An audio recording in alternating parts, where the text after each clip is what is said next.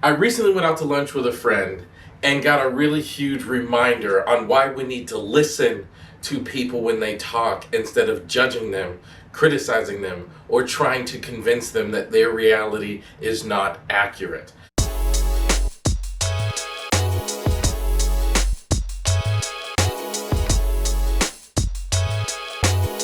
So what happened was, as you guys all know, like we're in this global pandemic and like restaurants and places like that have been closed, and I have not been going to restaurants for the past several months. I've been cooking and eating at home, which I love, by the way. And a friend of mine called me, asked me if I want to go out to eat with him.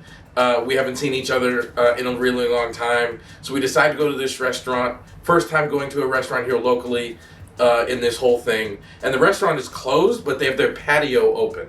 So we go to this restaurant, we sit out there and eat in the patio. It's a really cool experience. And we get, done and we talked for hours. And I was like, all right, man, well, I got to go. And this person said, you got to go too. And away we went.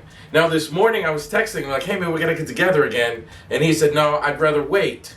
I'd rather wait to go hang out until all things really are open again, because there were a lot of bees outside by that patio. I'm allergic to bees and I don't want to get stung by a bee, he said. And I remember thinking back, like, I didn't notice one single bee. But here's my friend telling me there were lots of bees everywhere and he didn't feel comfortable sitting on the patio again. So we'll just wait until the pandemic lifts and we can go back to restaurants as normal. And I was thinking about that. I was like, why didn't I notice bees when this person noticed bees everywhere? And the reason is because I am not allergic to bees. So thus I don't have a sensitivity to the bees' presence. Him being allergic to bees, he has the sensitivity to the bees' presence. And you know what, guys? Like, sometimes people are going to talk about their experiences, and it would be inappropriate for me to tell him that the bees weren't there. Like, just because I didn't notice them doesn't mean that the bees weren't there. Like, sometimes I engage my friends in conversation when I tell them, like, I've had discrimination experiences in the field of solution-focused brief therapy. I've been discriminated against in my hometown of Franklin, Massachusetts. And if someone tells me that they didn't have those experiences, so thus they weren't there, they are wrong. They are dismissive. They're causing harm. They are being inappropriate.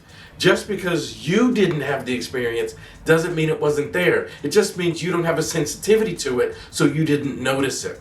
So when our clients or our friends or our loved ones, when they're telling you what their lived experience is, it might just mean they're telling you they saw something because they said they have a sensitivity to it. And your blindness doesn't mean it wasn't there, it just means you didn't see it. So it's inappropriate for us to judge it. It's inappropriate for us to criticize it. It's inappropriate for us to talk to our friends as if it didn't happen. What we have to do is learn to listen and believe the reality of the person that is talking to you. This will make the hugest difference in your work as a solution-focused brief therapist, but more importantly, it'll make the hugest difference as a human being. It'll make the hugest difference to your friends and loved ones around you, and it'll allow them to feel safe and comfortable to share their experiences. This is about us being more together, being more unified, and being good neighbors. So it'll make you a good solution-focused brief therapist, but it'll make you an even better neighbor.